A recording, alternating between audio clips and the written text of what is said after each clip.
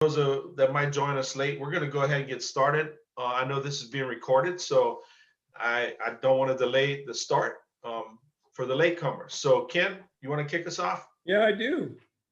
First, I'd like to welcome all of you. We understand that your time is very valuable, and because of the holidays, we realize how important your time is to us, and we really want to thank you for coming tonight.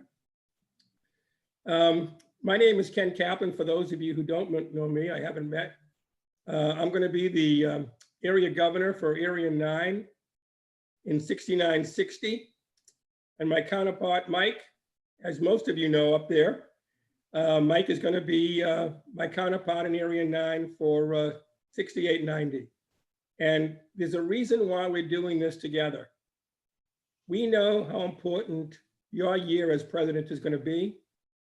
And we want to make sure that you realize you're not going to go through this alone. You're going to have help every inch of the way. We're here to help you as area governors. We're here to show you if there's anything you don't understand, we can help you. All you have to do is contact either one of us and we will help you. Mike has expertise and I have a little. So we're going to work together there. But we're going to work together to make your year a pleasant year. And we're hoping that you realize that you have other people within your own club that will also help you. You have your club members, you have past presidents in your club, and all you have to do is point a finger to them and they'll be more than eager to help you.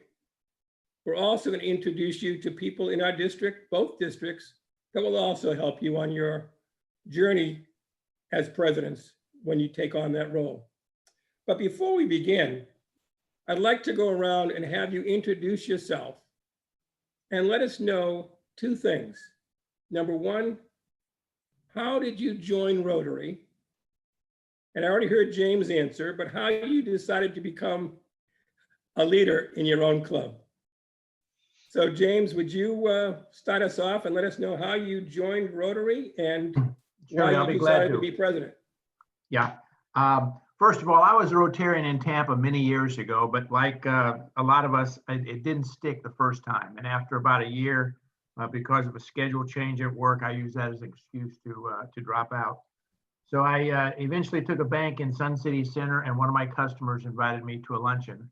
And I really enjoyed the meeting. I really enjoyed the people I met there. And so I made application and I joined it. So I've been a member for about 15 or 16 years. And about my second or third year, well, first of all, they got me right involved in our initial fundraiser from the very first. And so that was good to get involved right away with the Pecan Committee. And then about the second year, they asked if I'd get on the ladder and start taking some additional chair positions and doing some other things. And about 5 years later, I was president of our club in Sun City Center. Enjoyed that year very much. Went out to the national convention in Los Angeles, had a great time, met a lot of people, and I've been active in Rotary since then. 5 years ago, I retired. I live in Tampa, but I still go to our meetings in Sun City Center because I enjoy the people down there. So they asked me to get involved a little bit more this year, and I decided that I wouldn't mind serving a second term as our club president. That's great. Appreciate that, James. Thank you. Mark Midyett, can you tell us how you became a member of Rotary and what made you become president? Well, becoming a member of Rotary, kind of an interesting path. I've been involved with Shelter Box for about 10 years. I asked to become an ambassador and started doing the Shelter Box ambassador gig, which is going out and bringing awareness to the organization. Still not a Rotarian, but I found myself at all these Rotary clubs all through the city and actually all through the country giving presentations, and started seeing what these guys were about in Rotary. And I said, you know, this is a pretty cool group and they're doing a lot more than, you know, the support that we had and appreciated when I was at Shelter Box. Well, fast forward several years, and I was on the board of directors ultimately became a board member for Shelter Box and was in line to be chairman of the board. and I was asked to join our Rotary board, and I said felt that was an honor. I was going to be replacing somebody who was having to leave the board at that time, and I was more than happy to do that. And after several meetings, I was told, we're so glad you're here, Mark, because, we know that after your chairmanship of the board, that's just perfect timing for you to term out here, become vice president next year. Then you're going to be ready to be president of our Rotary Club. So I actually didn't have a choice. I guess I wasn't paying attention is what I probably is my excuse, but I'm looking forward to it. It's going to be a lot of fun. Thank you, Probably Mark. missed the meeting. Yeah, the other question I have for you, Mark, and before we go on, did somebody ask you to join the Rotary Club? Well, yes, of course, Ken. Ken actually trained me in shelter box and how to raise money for shelter box, and then Ken asked me to join the Rotary Club of Lakewood Ranch, and I think Ken's the guy behind the scenes who had the whole grand scheme for me to be sitting in the president's seat. So be careful with this guy. If you have any dealings with him, just walk away slowly, and you should be fine. Thank you. That's awesome. I'm going to unmute Brian. If you can unmute yourself, Brian. Can you tell us how you joined Rotary and how you became a member? Well, absolutely. When I relocated from New York and joined the chamber, I was doing well because I had joined a few networking organizations, and obviously that was for financial gain. I had asked the vice president of membership for the chamber if she could recommend an organization that I could join that I would actually be giving back instead of looking to gain financially. And she said, well, they have Kiwanis Club locally here and the Rotary Club, but why don't you go to the Rotary Club and check them out first? And I went there and fell in love with, the club, its members.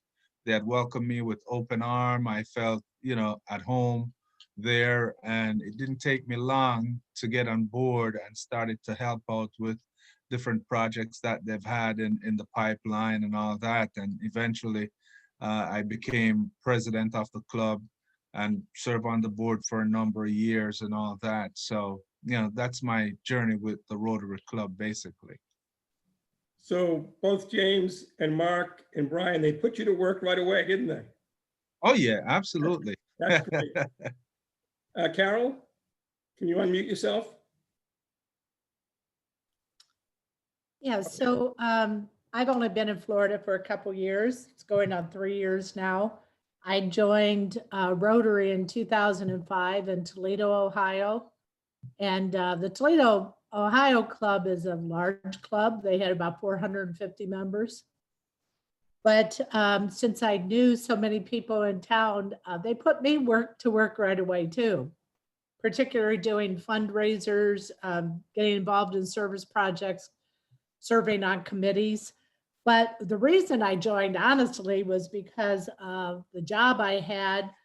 I worked at the Toledo Museum of Art, and they wanted a representative on the Rotary Club, and I was elected. So I didn't really know anything about Rotary when I first started going. But I fell in love with Rotary. I love what Rotary does. So when I retired and moved to Florida, I joined the club in Bradenton. So first year in Bradenton, they made me secretary. So this year, the second year, I'm president-elect. So it's sort of on a fast track. But I had been asked to be president in the Toledo club, but that was a 5-year commitment in Toledo, and I couldn't do that, just because of my job and everything. So when I came down here, I guess I felt it was the right time. Well, we're glad to have you, Carol. Thank you very much for stepping up and joining in this area. I think you're going to really enjoy being in this district too. So thank you very much. Gabriel, can you hear me? I can't see you, Gabe. Gabe? Gabriel, are you there?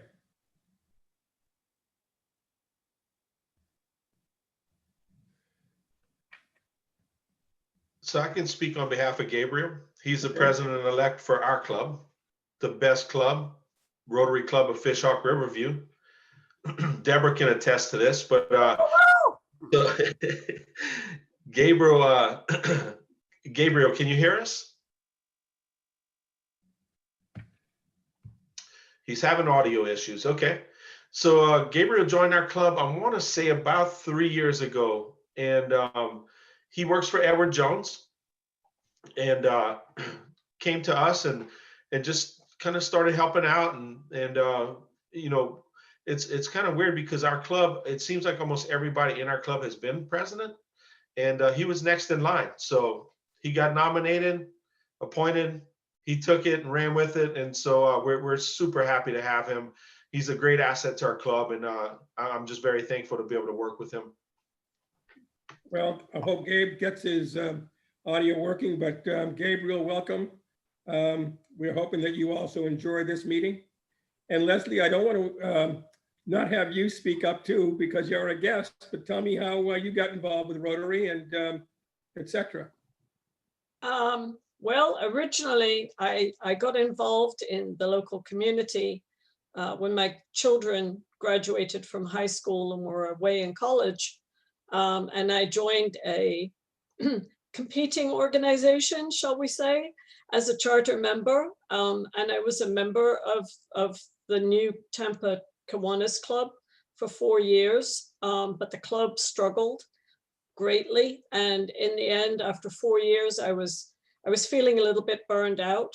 So I took a year off. And in the meantime, I joined the New Tampa Community Council. And I knew a couple of people on the community council who were members of the Rotary Club of New Tampa. And I thought about it for about a year. And then I finally approached them and said, you know, I'm really interested in joining your club. What do I need to do? So I sort of took an opposite. I was the one that initiated it, not, you know, people inviting me to join the Rotary Club. I've been just about every position on our board. I've been president, club president in 2015-16. 2014-15, I was district secretary for Gary Gunter.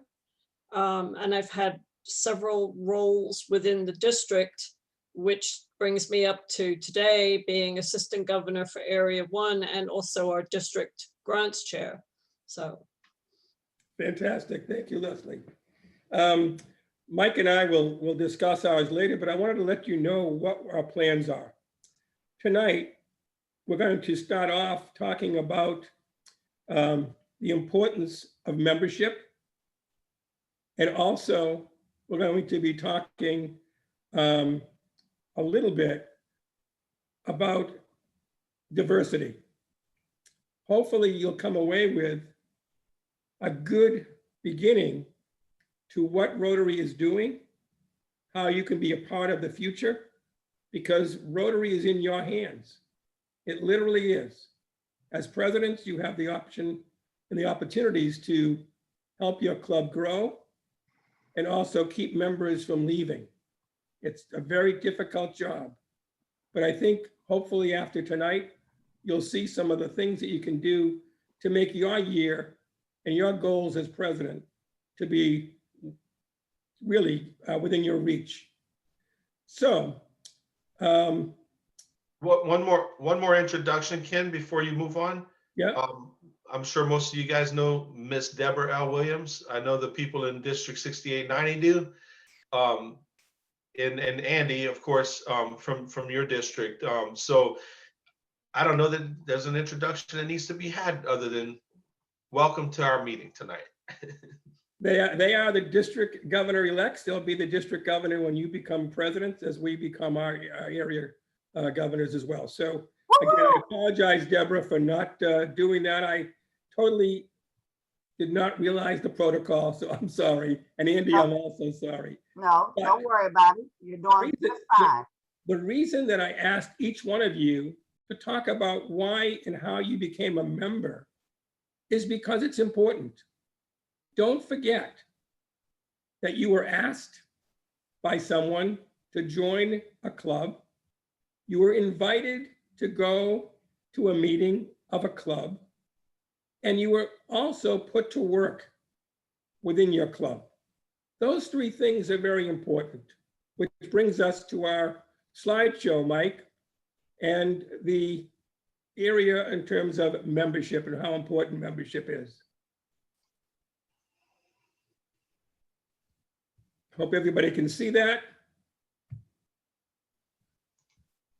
So we're going to try to develop and retain and engage our members. How can we do that as presidents? The two people within our districts, Gerald Solar and Dwayne Williams, are the chairs right now of the districts in terms of membership. If you have any questions, you can certainly contact them, or you can contact Michael or myself, and we'll be happy to help you in that. There is a changing world we must be prepared to change with. And I was mentioning to Deborah earlier before you people got on, this is the first full year that presidents in Rotary, in our district governors in Rotary, and area governors in Rotary have had to have all of their meetings without the socialization. And we've been able to adapt and change with it. We quickly learned about Zoom. We quickly learned how to get our members to come in. And we even had a chance to even increase our membership by being flexible, because it wasn't going to be the same as it used to be. Next, Mike. Affecting change within the community. Why join Rotary? Why does anybody join Rotary as opposed to Kiwanis or the Masons or any other group? And I was also asked by a Kiwanian, and my father was a Mason. But what made me choose Rotary was what Rotary does and how they can make a difference in the community. It helped me with my professional contacts because I was an educational psychologist in a school system. And there were other people who were also members of the Rotary Club that I joined in Sharon who had similar backgrounds as me. I was also given work as a treasurer, secretary. I did the bulletin. I was the vice president and president for 2 years. So it helped me develop my leadership skills. It also helped me gain understanding of how Rotary has an impact on humanitarian issues, both locally and internationally. It was by reading my Rotary magazine that I got involved with Shelterbox. When my wife and I were thinking about retiring, we found out that Shelterbox headquarters was right here in Lakewood Ranch, not too far from where we lived when we moved to Florida. I was still a member of the Sharon Rotary Club in Massachusetts, but I decided to go to one of their meetings. And once I went to that meeting, I got turned on again because of the way I was treated and accepted. And Rotary opens up opportunities for everybody. Now, what's the impact of Rotarians? I can tell you right now in Florida, 98% of all of my friends are from Rotary. I was introduced by one Rotary member to other Rotarians in my club. We wound up having dinner and parties together. And now I can say 99% of all of the people I have in Florida, I can call the friends, are from my Rotary clubs and my Rotary acquaintances. Business relationship and professional growth. Again, I have improved my business, my relationships, and my growth as a human being. Personal growth is there. My engagement in Rotary has gone tenfold. I started off with Shelterbox, but I found a member of my club who was a principal from New York who was retiring down here as well.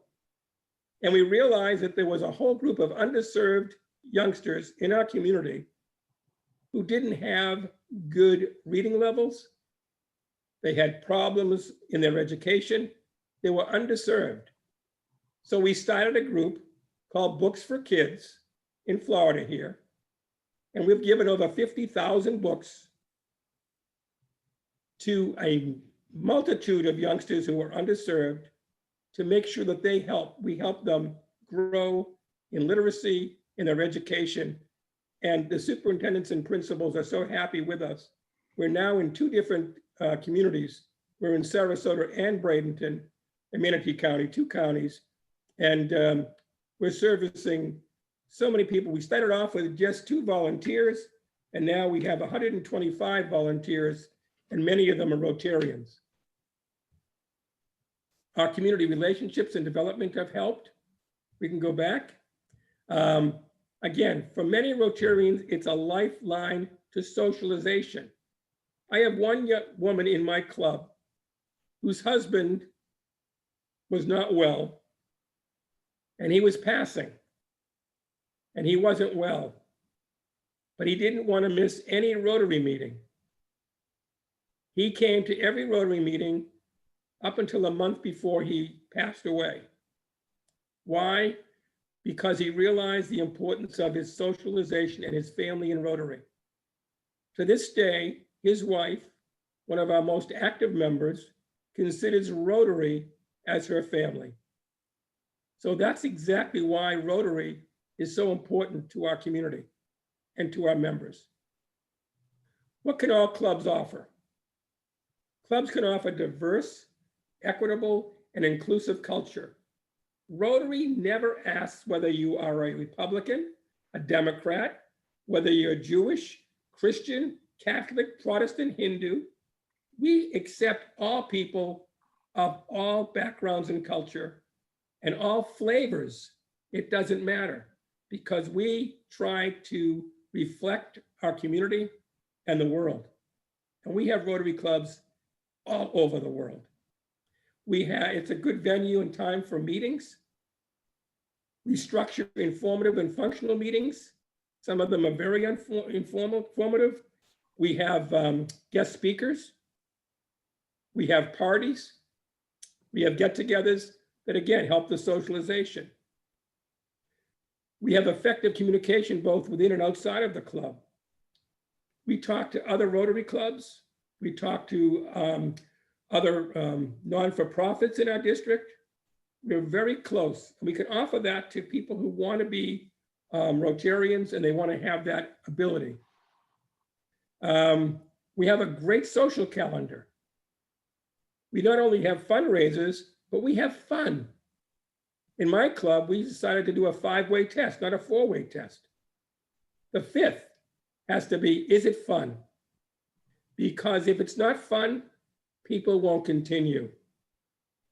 As a psychologist, I can tell you people continue to do things that they like and enjoy. If it's something that they find hard and difficult and they don't like it, they're not going to continue doing it. But if you can find what makes them happy, what things they can get out of your Rotary club, they're less likely to leave Rotary and be a lifelong member.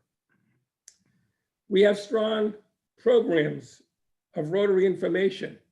In our club, we have our our assemblies, our club assemblies, where we talk about things in Rotary, from the foundation to clean water and things that other Rotary people are doing. Again, Rotary is an inclusive environment where everyone's input is sought and valued. We want to make sure that if you have a project that you're interested in, we can find a way of helping you complete that project. As I said earlier, just 2 of us wanted to start Books for Kids. And now we have 125 people involved inside of Rotary, outside of Rotary, and 2 of our members joined Rotary because of Books for Kids. Do you want to take on this one, Mike? Sure. So connecting with prospective members, don't focus on getting the numbers. That is a big deal. You need to make sure that you have a relationship with this person And, tell your Rotary story. By doing so, you can invite that person to come on the journey and put them into the Rotary dream. It's not about the numbers. We've had 1.2 million Rotarians for the last 20 years. It's because the back door's open. They're coming in, they're going out as fast as they're coming in. And we need to find people that are like-minded, that want to join Rotary for the things that we joined Rotary for.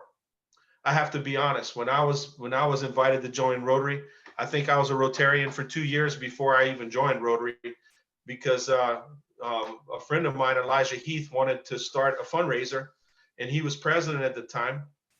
And I just wanted to help him raise money. 10 years later, we're raising, $40-something thousand on our crawfish festival. And I've been to Honduras. I've helped in, local events and charities and whatnot. But now, when I joined, it wasn't about being a Rotarian, because I didn't know what the heck that meant. I just wanted to help raise money. And so now, 10 years later, I see why I joined Rotary. And it's made a big difference for me in my life. And my wife is supportive of it. And so you need to find people that have those same kind of beliefs, that want to do well in the world.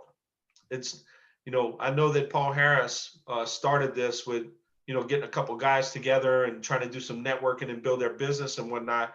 And at the beginning, it wasn't about, helping others. And so where Rotary's come since then is it's a lifeline for a lot of people, and they want to be involved in something that's better, or that helps better other people, versus, it's service above self. It's putting themselves in front of other people's needs. So, attracting new members is tough, especially in this time, and it costs money. People look at it, how much it really cost me. I'm like, the dues, $75 a quarter. I mean, that's a drop in the bucket. I spend that at the bar today for lunch.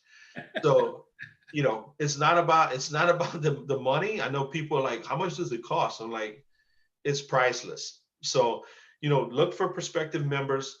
Relocating or returning members are awesome if you can find those people, because a lot of times people come to town and they're like, yeah, I need to find a Rotary club. I visited a Rotary club in Brandon the other day, and there was a lady that had just transferred, and she looked at several clubs in the area, and she picked the Brandon club. She never visited our club. She missed out, but she ended up with the Brandon club, and I'm thankful that she's still a Rotarian, that she gets to give back in our community, even though it's down the street and not in our club. And the last way, referrals. So we all have a network of people that we work with through business and through friendships. And so talking Rotary up and getting people out there and getting referrals is definitely a way to get people in, attracting new members. Innovation.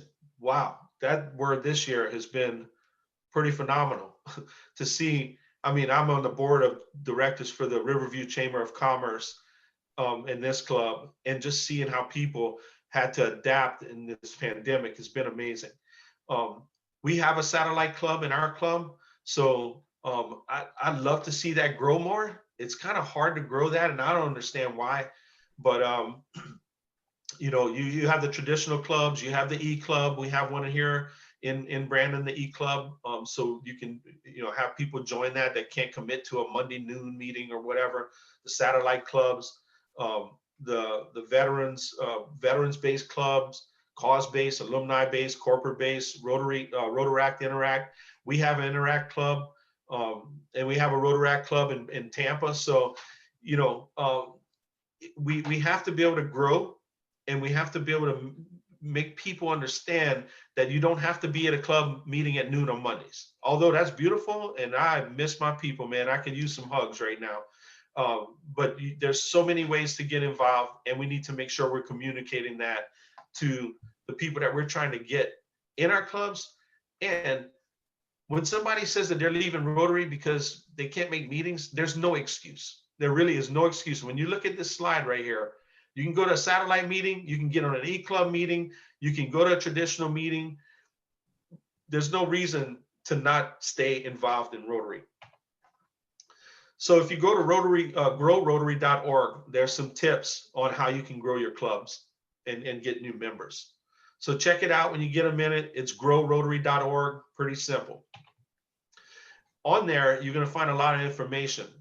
The population demographics are pretty staggering. If you look at them, where everybody is located and people that are members, you can get that information there on growrotary.org. Some tools, membership leads, managing membership leads. You're going to be getting those as president-elects. And it looks a little something like this. You'll get an email and it'll say, hey, you have a new membership candidate. When I get those, I'm like, yes. First thing I do is jump in there and try to figure out who it is. Maybe I have some connections on LinkedIn. I look them up on Facebook. How might I be connected with that person? How can we get them in here to this amazing organization that we all belong to? So keep an eye out for those things. We have a person in our club, Marilyn Everett. She's a media past president, and she is dialed into this stuff. So if you're not available to do it as president-elect, I would find somebody that's that can take maybe your membership chair can get into these things and contact that person as soon as possible. Anybody that says, hey, I'm interested in Rotary, we would be crazy not to just blow up their phone and get them to our next meeting. All right. So it shows you how to contact a candidate. You can assign the lead to somebody, and you can follow up with the club. I would highly recommend getting them into a meeting so that you can just meet them and let them see who's in your club and how you can connect with them. Mike, one Go ahead. second. Can you just answer a question that Mark Midget had? And where do these leads come from? So, Deborah, you're on mute. I'll let you answer that one. But they come in through Rotary.org. Yeah, they will, there's two methods of how they come. Sometimes folks will reach out to Rotary International, believe it or not, but they also will reach out to the districts. The membership leads will come through the system, will come from the district, and the district will subsequently send it to the clubs that might be able to satisfy the individual's needs. That's why when Mike said that he jumps on them right away, that's very, very important. You can't let that lead sit on the table. You can't let that lead sit out there because this individual is asking. They're coming to us. We're not out there pounding the pavement. They're coming to us. And so as soon as that lead comes from district, you take action on it immediately, and you have a leads officer in your district that's on the membership chair, and they will continue to follow up with you. So your district will be sending that information to you, and you subsequently work on it, and then you go back. It goes back up the chain of command. That's all. You go back up the chain of command, and if that lead is not suited for your club, for your time, and like Mike said, we have several options. By all means, make sure that individual don't lose that lead. That individual can go to another club in your district. Don't lose that individual, okay? Because it's all about all of us being in the family together. They might not suit your club, but they might be able to go to another club. Thank you, Ms. Deborah. Hey, you know, it's funny because I treat these leads, I own a small business. It's a locksmith business. But if I get a message on Facebook Messenger on my locksmith account, that's how I treat a Rotary lead for a new candidate. Like I would be losing a customer. So I just encourage you to go ahead and treat that like it's your business. And it's like a new customer that just showed up on your front door and is looking for some information. You better jump on it and get that information over to them. I'd also like to add, Mike, that when you get one of these leads, you didn't have to go out and ask them to become a member. They're already interested in becoming a member, and that's why they notified RI or the district. So you already have a step up. Again, I was going to go back to one of the slides. You know, we talk about 85%. That's a big number. But guess what? 85% of the people in Rotary don't ask other members, other people to join. Only 15% of Rotary members ask somebody else to join. And I can't figure that out. We love Rotary or else we wouldn't be here. So if we love it, find people who also love what you do and don't be afraid to ask, because I'm sure they'll want to take the journey with you and enjoy their time in Rotary and become more professional, have more networking, and become a better person and help save the world like we do. Thanks, Mike. I'm sorry to interrupt you. No, you're good. I lost count of slides. Is this where you take over? Well, yeah, that's okay. I'll do it. Membership planning. You should have a plan for how your club is going to attract members. And I'm going to show you something. I'm hoping you can see it. I'm going to see if I can get this. We got it. Okay. This is just a coin that I went and got from Rotary, and I got 50 of them.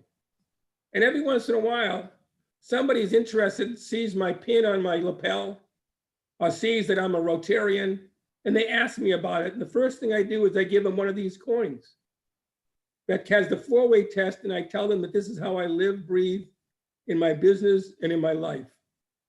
And then I tell them why Rotary is important to me.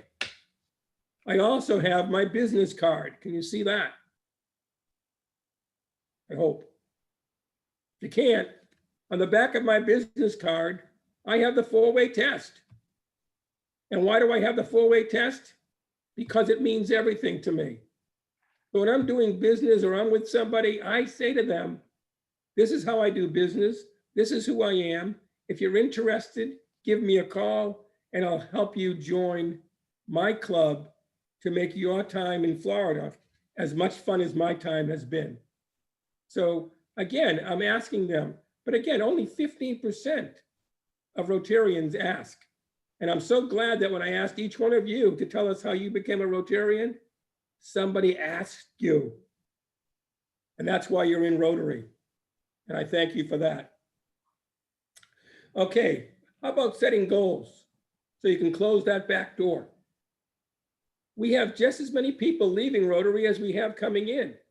But let me show you how you can close that back door. We had a young man, actually he was younger than me, but older than most of you. What happened was he was going to leave Rotary because he didn't find the Rotary Club social enough. We were always doing our fundraisers. We were always having speakers, but where was the fun? Where was the socialization? He joined Rotary to become more social. Well, guess what we did? We made him chair of the social committee. And now we have Wind Down Wednesdays. Twice, used to be once a month, but now they're twice a month. He is taking the reins to become and to keep us from leaving. And he didn't leave Rotary. So again, to find somebody who wants to leave, find out why. What is not turning them on about your club? And say, how can we make it right? And one of the things I did when I became president is I took a survey of my club called Club Health. I don't know if you people are going to get it or not, but it might be on DACDB. And it's a whole survey that you can take with your members to find out what they like about Rotary, your club, what they don't like about your club. What do they want to see in your club? And what do they think you can do as a president to make it better? Listen to them. When you get this survey done, take all the information you get from the survey, put it together, and make a plan. And let your club members know what the survey said. Because even though one person might say, well, we don't have enough parties, maybe the others are going to agree with that person.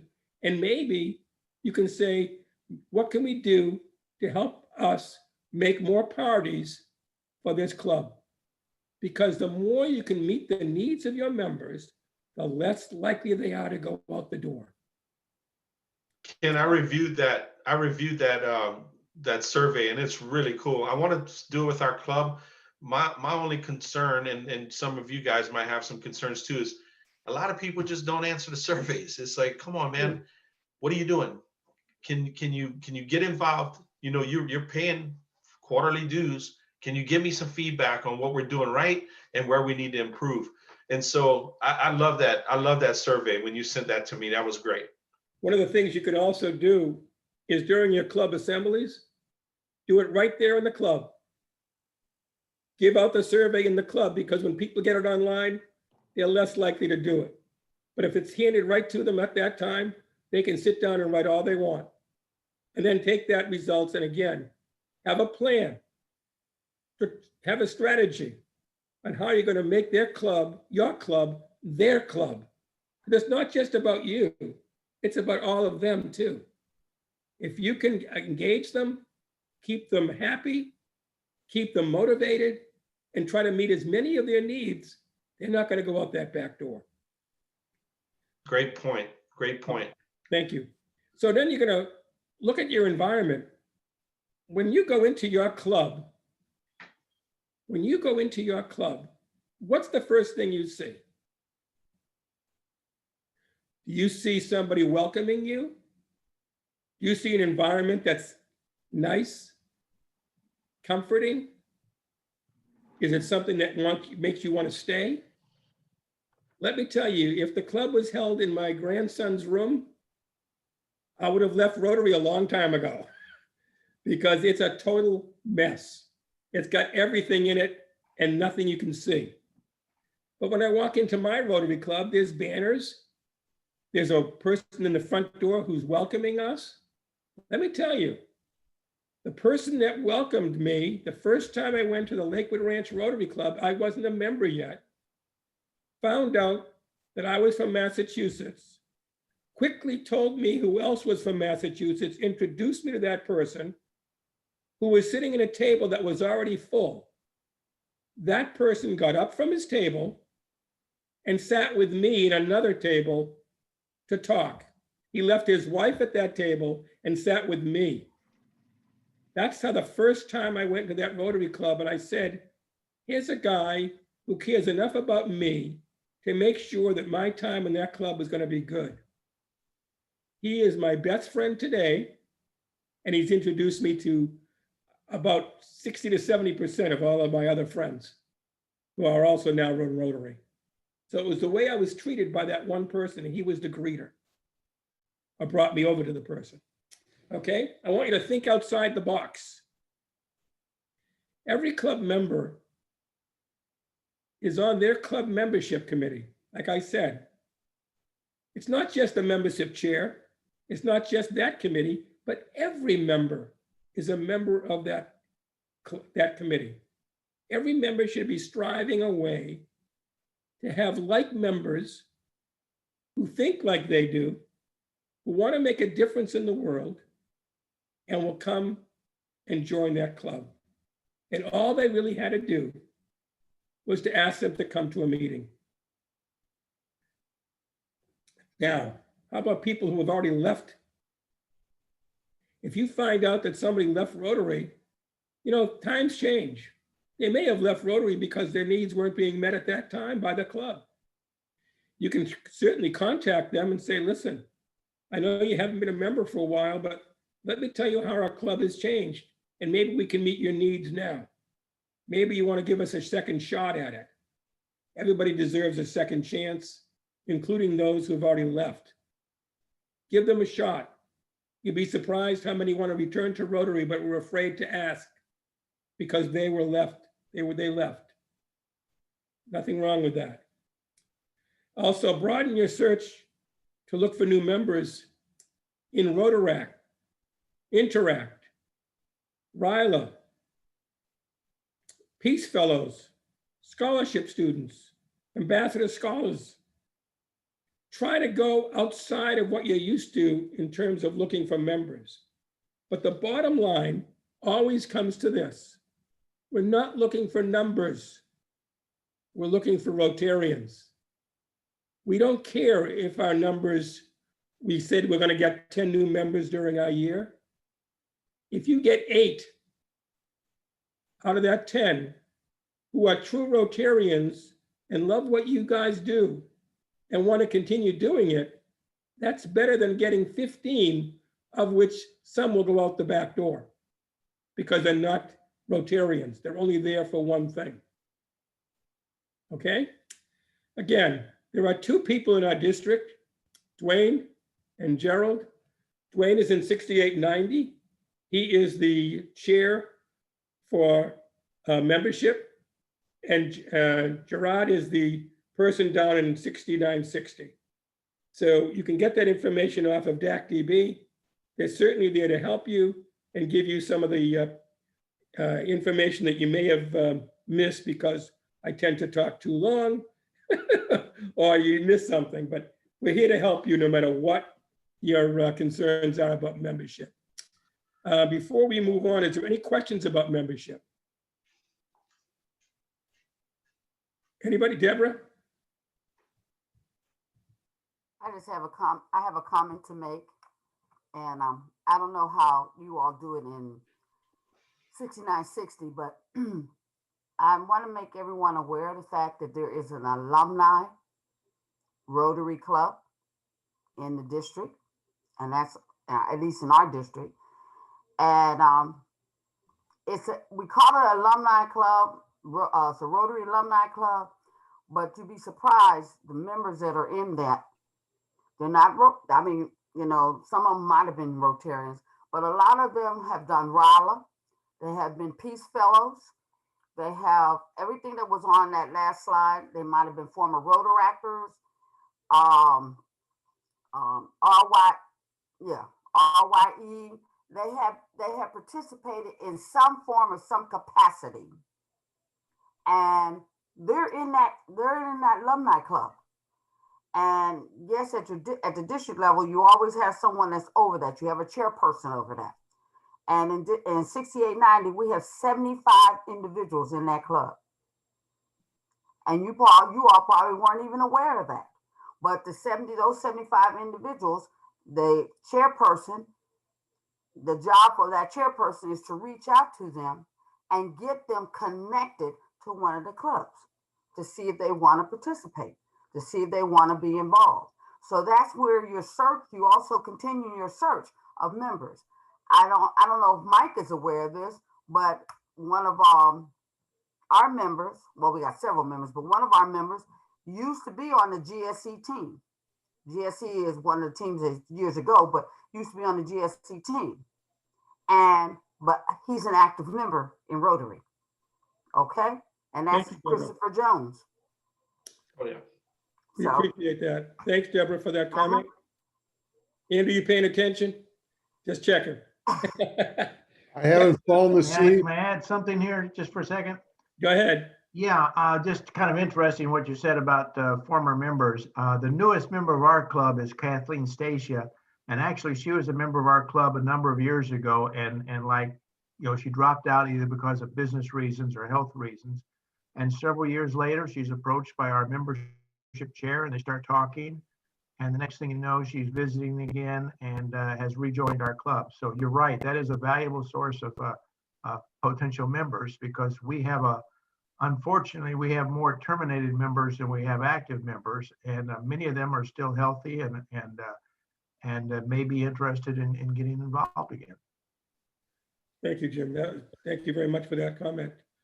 So guys, we had first of all looked at doing a 2-hour Zoom session, and I'm like, I can't do 2 hours, so we cut this to 1 hour and 30 minutes.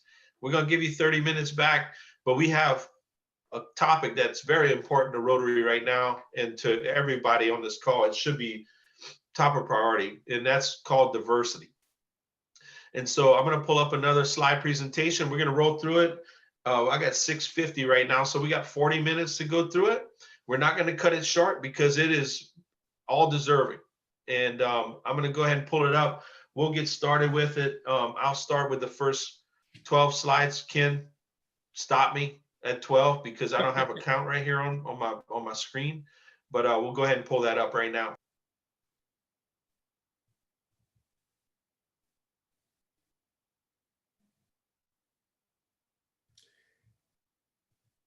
Once you get it, Mike. While Mike is pulling that up, diversity is so important. It's important to your club in terms of membership as well. As a psychologist, I can tell you when people enter a club and they don't see people who are like them, they don't want to stay. They don't feel comfortable. The more you can reflect your community, the more we can reflect the people that we're serving, then you're going to have members come in. But if we try to alienate and keep it simple and keep it minimal, I can tell you I was in, I think it was Birmingham, Alabama, a few years ago when I was going for Shelter Box. And I went to a club that was all male. My wife was, I was very disappointed because I brought a potential member for them who was female, who happened to be going to school right not too far from them. And she wanted to look at Rotary, so I invited her to the meeting that I was going to be presenting at. My wife and I both presented for Shelter Box. The people over there thanked me, didn't thank my wife. They shook my hand, didn't shake my wife's hand. They gave us $1,000, but let me tell you, that girl was not going to join Rotary because of that. She didn't see other women in the club, and she saw how we were treated in that particular club. Didn't happen to other clubs, but that was one. So that's it. Just telling you, people don't feel comfortable when they don't see people who are like them. So try to be diverse as you can, and I'll let Mike go ahead and do his slides now. Thanks, Mike.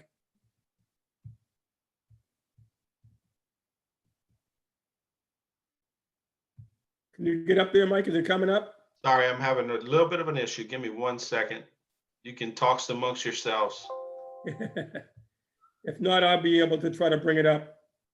I think I got it. Give me 1 second.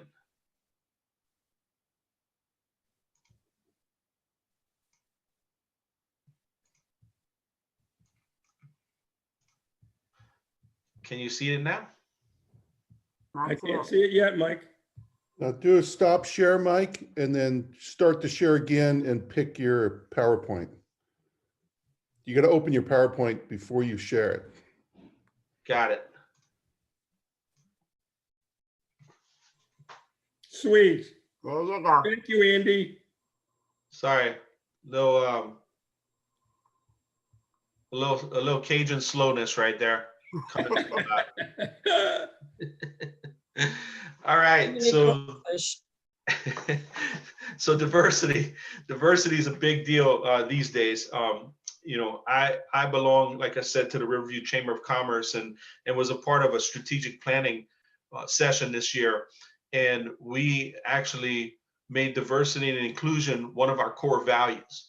And so I got to go through a lot of conversations and had a lot of conversations and discussions about diversity and inclusion. I worked for a Fortune 500 company as prior to my locksmith life, and that was one of their core values. And I thought it was extremely important. And when I look at our club, we are so diverse. It's amazing.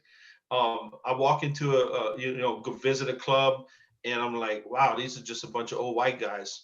It doesn't need to be that way. It was that way, and it's been that way for a long time. As you know, women were not even allowed in Rotary at one point, but which I think is awful.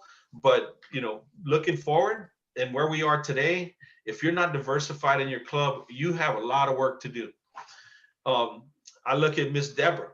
I look at Shirley Bott. She's Indian. I mean, Gabriel, our incoming president, is African American, and I mean, women and men ratio in our club is about 50%, 50-50, and it's just it's a great group of people, and I can't imagine being in a club that's not like ours. And so it's a lot of work for us and for Rotary, and as president-elects, you should make your club look not like you.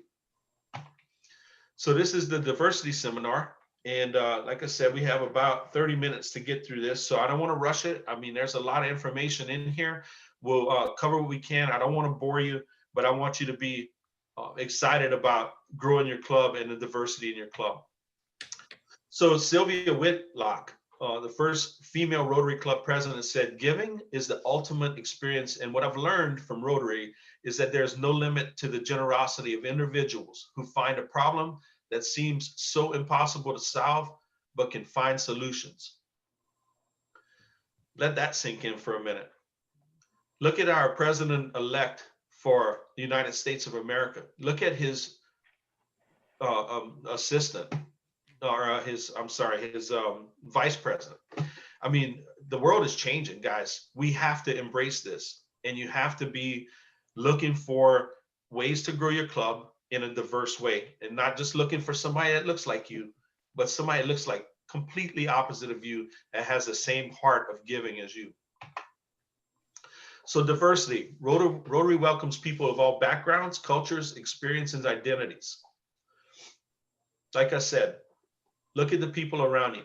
See who you can get involved in Rotary that don't look like you.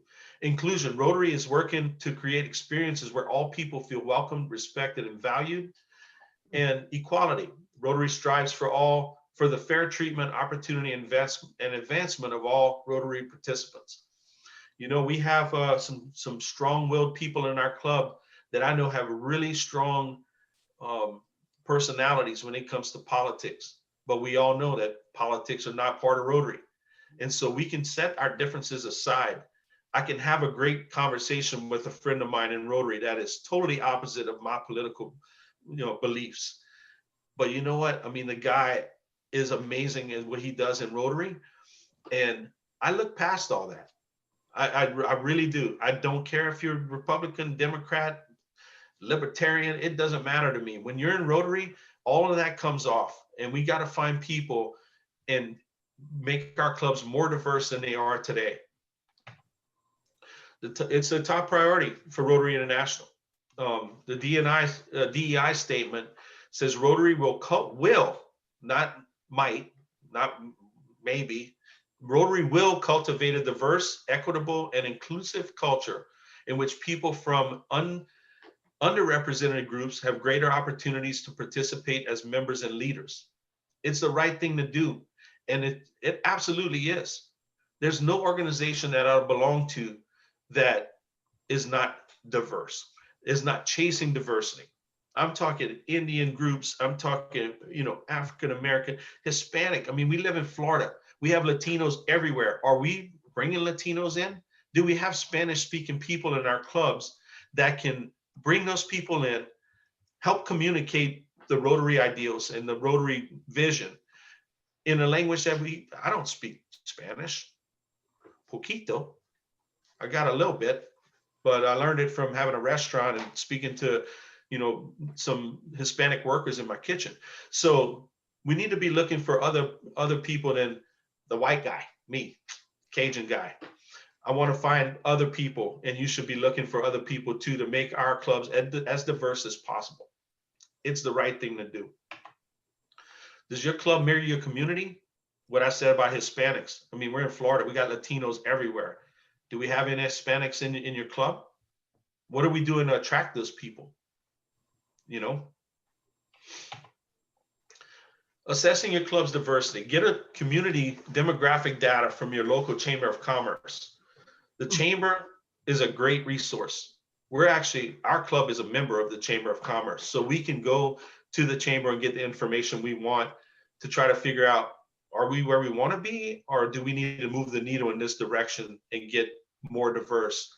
So get your club's race, gender, and age data from growrotary.org and figure out where you need to focus your opportunities to make your club more diverse than what it is today.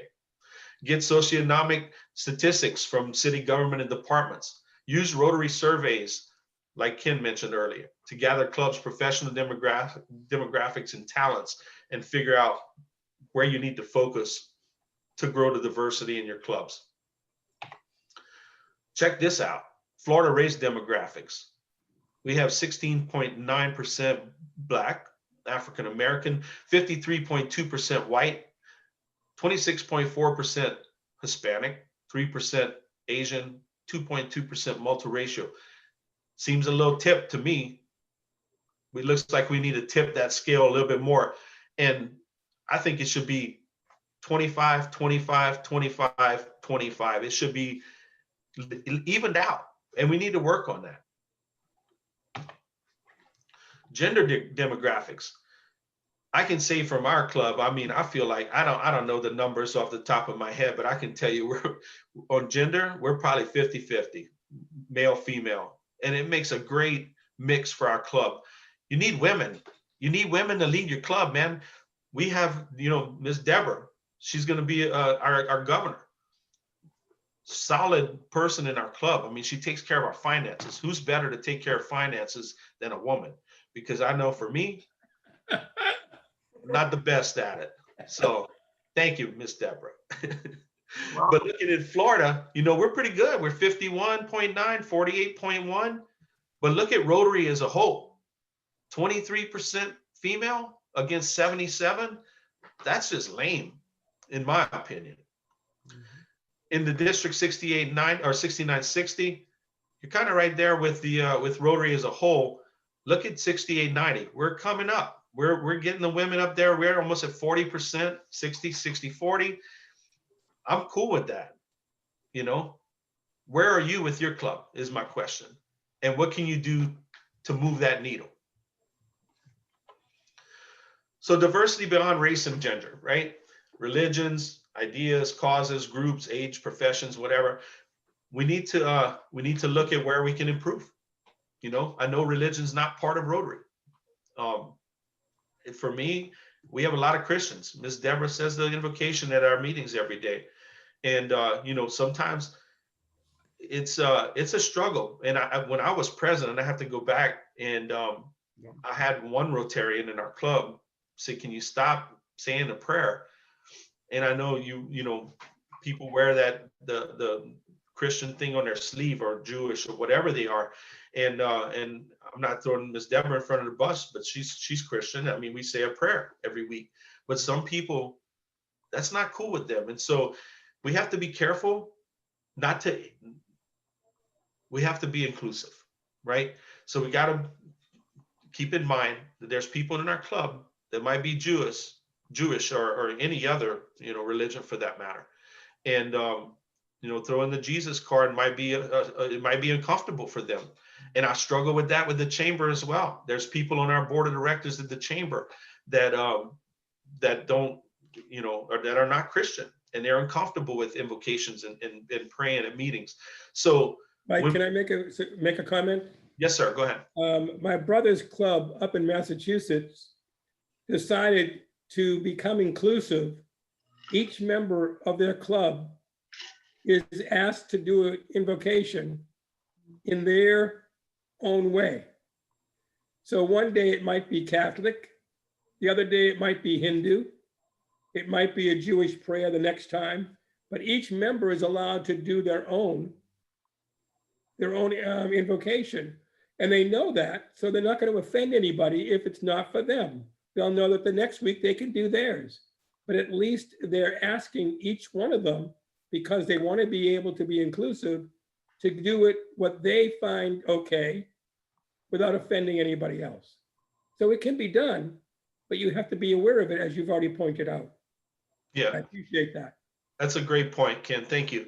I recall back to my when I became president and whenever I was inducted as president, I chose to go back to Paul Harris's initial invocation. And it's not religion based. It's about, including everybody in his invocation. If you look it up, it's pretty freaking amazing. So, we have to keep that in mind, not to exclude anybody, but we want to include all religions and ideas and causes and groups and all that. So age too. I mean, we can't be the old man club anymore. We have to bring in some young people. They're the ones that take us to the next level. What happens when we're gone? What is our club going to look like when we're gone? I think about that, So thinking about diversity beyond race and gender, keep that in mind when leading your club and trying to find new members. Ken, are you up yet? Yeah, I'm up.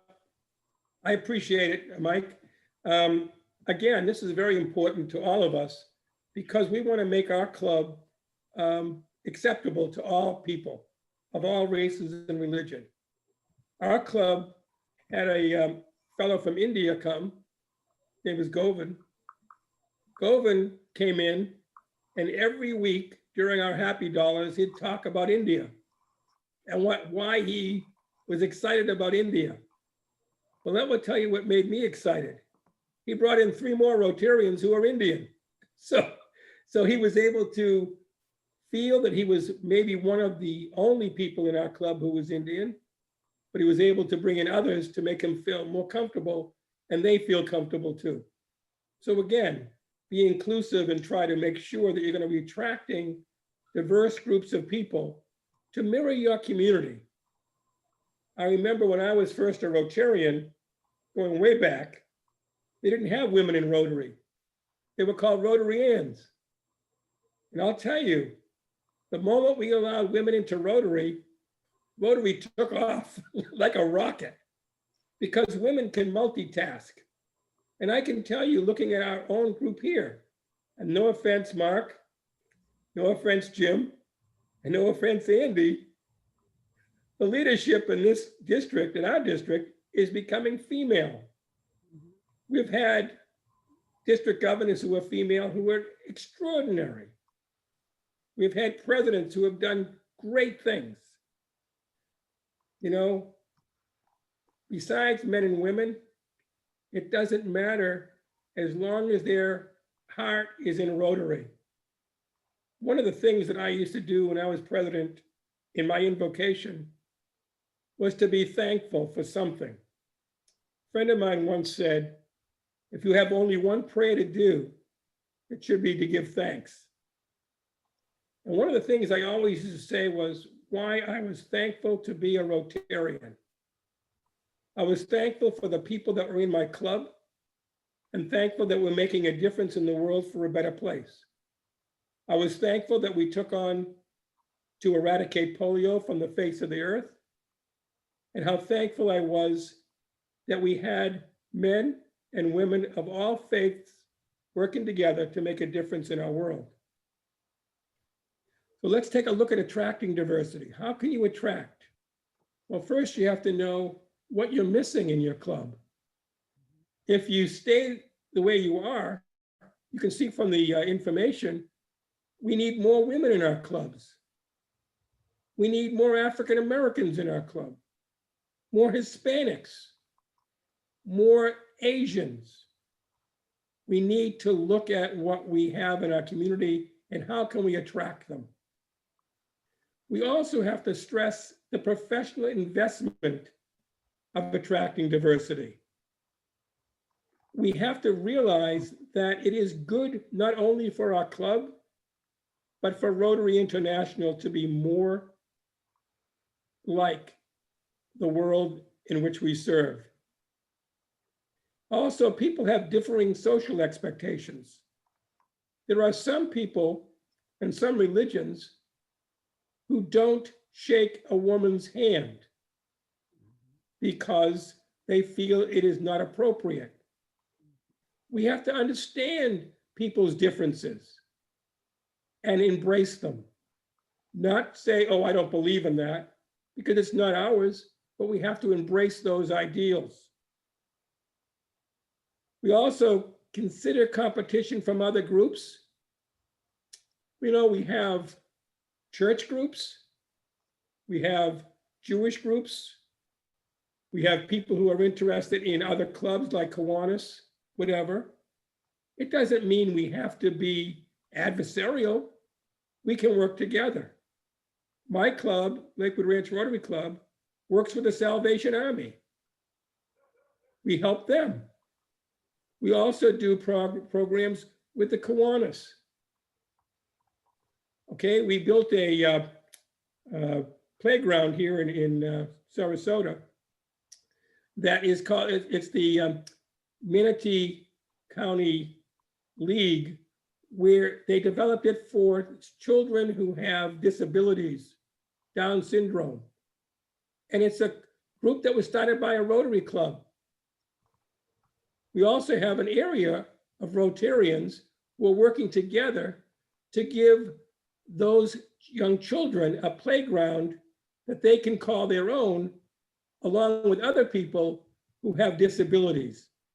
The swings will be able to have a wheelchair capability. All the things that they're doing in this particular club, or this typical is showing that they're going to include everyone, including those with disabilities. And it doesn't mean you can't have people with disabilities in your own club. And I would regret if you ever said, oh, you can't join our club because you're in a wheelchair. That would be terrible since we have wheelchair programs. So also, update the communication styles and venues. There are some people who cannot come to your venue because it's not kosher. They can't eat the food. Well, find a way to meet their needs. Maybe change the venue once in a while to go where they can eat. Again, look at your club. How can you make it more accessible to everyone? Let's look at age. Look at 6890. You have 37.6% of your members are 50 years of age and over. And look at down here at 6960. Oh my God, we have 53.9 for over age 50. We're an aging club. So for diversity, who am I going to be looking for? Am I looking for some more old timers like me? Heck no. I'm looking for the ones down here. Get it together, Ken. Come on. I got to get the new blood down here because they bring in new ideas. When I was up in Massachusetts, the club every year had a carnival. That's how they raised their money for scholarships for the high school. Well, on 2 occasions when I was there, they had rain the entire weekend for the carnival, and they didn't make any money. It took 2 years after that for the club to decide we shouldn't be doing a carnival anymore. So you got to be diverse. You got to keep on looking at your club to find out what they can do to make things change. And we have to look at our demographics to see how we can start bringing in more young members, more diverse people, especially age, because young people have new ideas. Let me tell you, we will not make mistakes with our computers if we have younger people like my granddaughter, who's in the 5th grade, who can do more on her computer than I can do now. Let me tell you. So that's what we should be doing. We should also look at professional diversity. What's worse than walking into a club where you have nothing but lawyers? I'm not saying anything against lawyers, but we must have a half a dozen lawyers in my club, a half a dozen people who are realtors, a half a dozen psychologists, and a half a dozen doctors. But we have to be even more diverse. We have to find other people in other backgrounds that can join our group and give us new ideas. So try to grow diversity in your club membership. Take a survey, look at your club, find out how many people have friends who are not necessarily doctors or dentists or whatever, and bring them into your club. Make the best use of members' expertise and skills. As we talked in the earlier time when we first met, I asked you what turned you on to Rotary, what made you keep in Rotary. It's because they put you to work. Well, let's find those diverse people and put them to work in our club. Make them enjoy working with our club and being Rotarians. Then you're going to find success with your membership. Retention rates are higher because members feel useful and valued.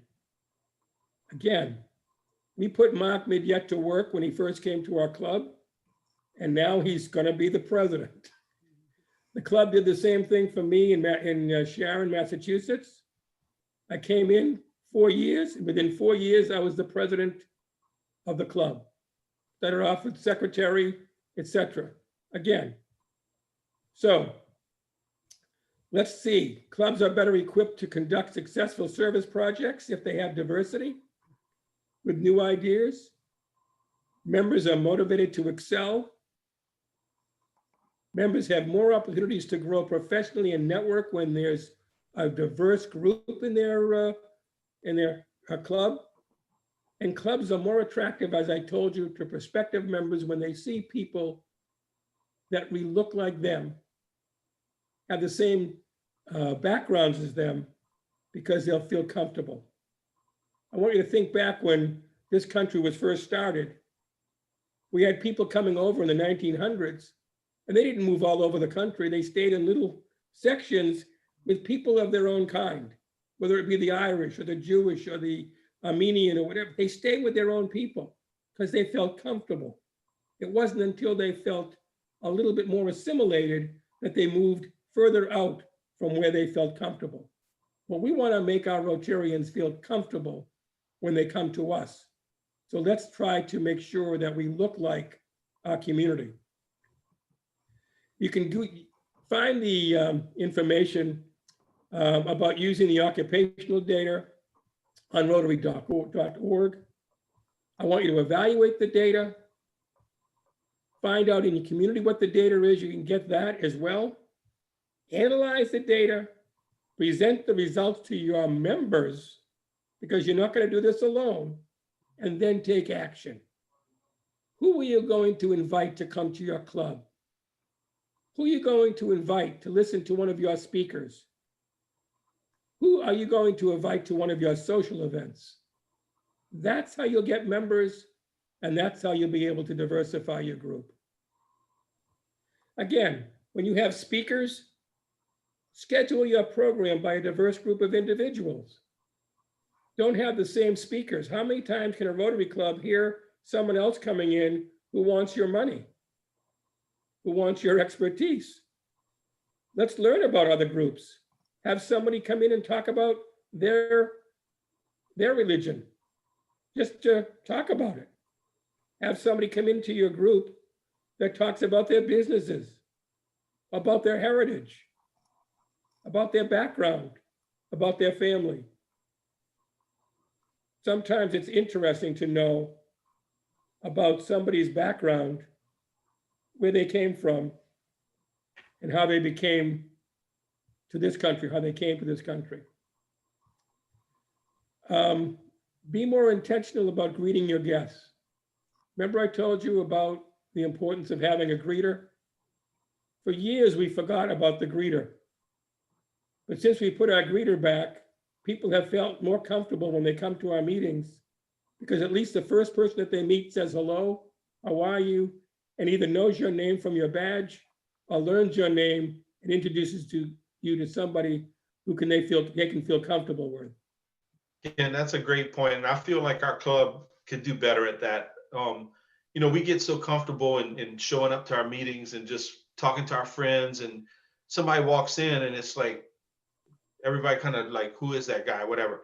We need to be more intentional as a club with greeting new members or with visitors and people coming to visit our club and potential Rotarians. So that is a great point. And I feel like our club needs to improve in that area. One of the things that the club, Lakewood Ranch Rotary Club, does is once a year, we join the Lakewood Ranch Business Alliance, which many of our members are members of, and we have a joint luncheon, and we bring in a speaker, and we talk to each other about what they are looking for, what we are looking for, and how we can work together. Again, those are the kind of ways of bringing diversity, bringing the economy, bringing the community into your club, and it's going to help with your membership. And again, diversity is every single member's responsibility. It's not just you as the president. Make sure you realize that you can let your club know that your goal is to increase the membership, but you really have to get your club members wanting to do that to make the club better and make their experiences and their journey in Rotary even better. All right, what now? You want to take over this, Mike? You there? Oh, well. Sorry, I was muted. So yeah, it's something we talk about, right? You know, I mean, we have to have these conversations in our board meetings and frankly, in your club meetings. Just, you know, hey, we need to find diverse members and what can you do to help? So work with local organizations that support diversity, your Chamber of Commerce, your Indian Council. I mean, there are so many opportunities to find diverse members. Encourage diverse members to take on leadership positions. And I'm going to thank Gabriel for taking that on for us this year. I'm super thankful and happy that he's going to be our president. He is a great guy, great character, and I wish he wasn't muted right now because I'd love to hear his voice. He is an awesome addition to our club, and I'm really encouraged to have him as our leader. Our president right now is an Indian, Shirley Bhatt, and she just came out of being quarantined in India for 9 months or 8 months, and she led our club through COVID from India on Zoom. Fathom that for a second. She's a woman, she's an Indian, and she was out of here for 8 months, and she's made this transition just seamless. I mean, our club hasn't missed a beat. She's running for honorary mayor of Riverview right now. So, I mean, there's no excuses, in my opinion, to not have an Indian woman running your club as a president, or a black man. I don't care what color you are, purple, blue, red, anybody can run these clubs. So bring them on, bring them in, get them dialed in, and have them on your leadership team, because I'm telling you right now, you will learn from those people. Encourage your club members to take building a diverse course. Oh, sorry. It's okay. I'm trying to maneuver most things. There's in Rotary Learning Center, you can build a diverse club, take some training on it. So get your members to get in there and figure out how that is. It's really simple to get into the Learning Center, and create a community advisory board to learn what's important to the community and how to work with them. The tools are right there. You can do a professional diversity assessment instrument on, it's from Harvard. So and this is going to all be sent to you. So, and it's accessible. So you can come back to this information. This is all being recorded. So don't feel like you have to be writing down notes like a crazy person. I don't do that. I go back, I work smarter, not harder. You can get all this information. It's going to be sent to you. All right. And then don't tolerate me as different. Accept me as part of the spectrum of normalcy. And that's Ann Northrop. So what a great quote. Don't tolerate me as different. Because you know what? We're all the same. We're Rotarians. We're one person. Accept me as part of the spectrum of Rotary and normalcy. I have one thing to add. Can I share a screen for a minute? Yes, If sir. I want to put something up and then you let me share the screen. Go ahead. Okay. Can you all see this photo? Not yet. Yeah. Okay, then let me go back and put it down. Let me get the screen share again. Maybe I can share my own screen. I'm trying to show what made me become a Rotarian for life. When I was in Massachusetts, I was Rotarian for 13 years and never had a Rotary moment. I didn't have that aha, I'm a Rotarian. But when I came to Lakewood Ranch and I came to this area, I had a Rotary moment. It's when all of a sudden I became involved in Shelter Box and I saw the difference that people were doing. But I want to show you one more thing. If I can just share my screen.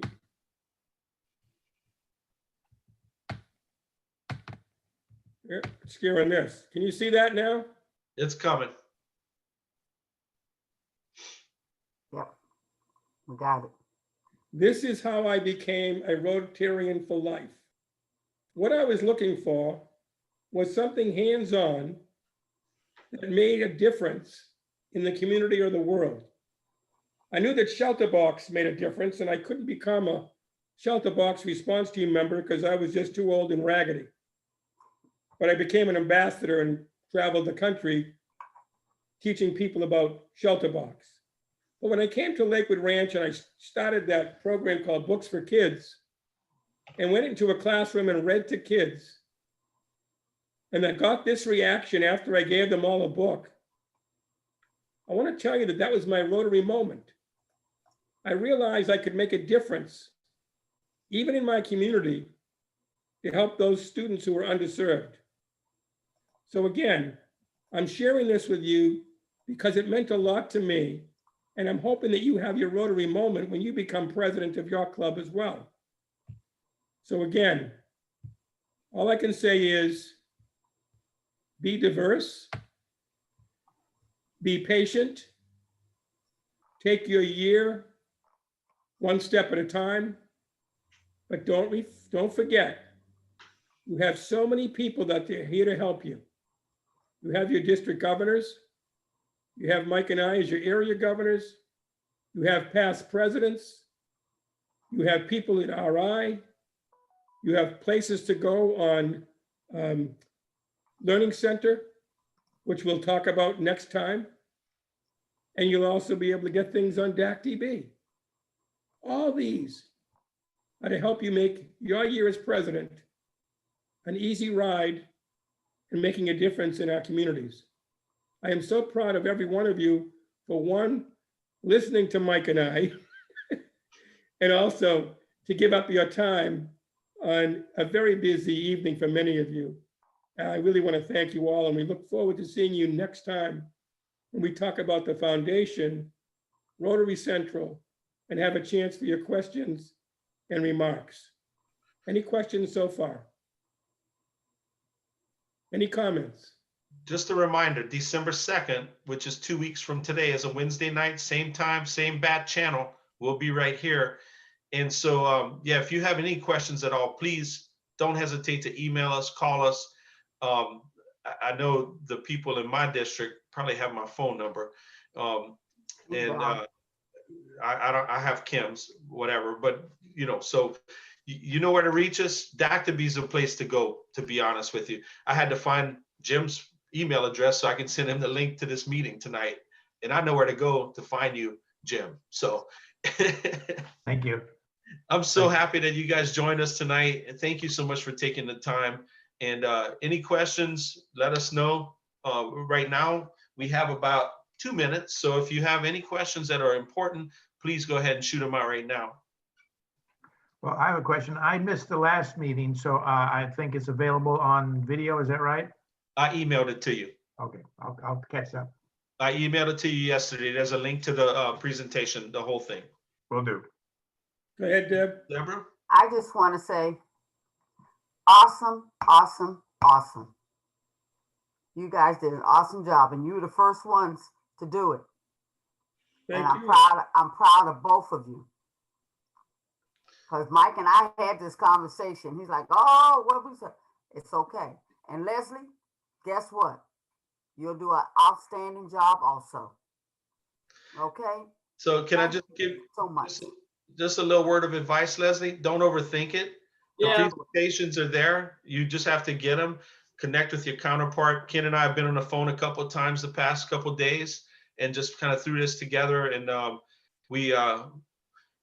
he was like, I'm not that computer savvy. I'm like, great, I got you. And he's like, here, you do these slides, I'll do these slides. And it all came together. So don't overthink it. I tell you what I like was the fact that you did not try to cover too many topics. You stuck to 2 topics. And I think that's a great approach, because otherwise it's just too much information for people to absorb too quickly, and you find them not paying attention. This is not really my area of expertise. I've never done anything like this before. And I'm sure a lot of the other AGs are in the same position. But I liked what you did, and I may not go with the exact same 2 topics, but I think that's the roadmap to follow, is to do it the way you did it and break it down, and just keep it relatively simple. So Thank you. We're here to help you too. As I stated before, the P's, I have something for you. You'll get it. You're gonna get a little Christmas present, okay? So you'll have all this information at your fingertips. That is not a problem. I Yes. have to go now. Have to go now. Well, listen, guys, we got 7:31. Thank you so much for being with us tonight. We appreciate it. Ken, you're the man. You impressed me, man. I appreciate you. And until next time, December 2nd, 7:30 or 6 o'clock p.m. Sorry, we will see you guys live and in person on Zoom. Okay. Thank you, Take Mike. care. Thank you, Ken. Thank you. Stay safe, Have a everyone. good night.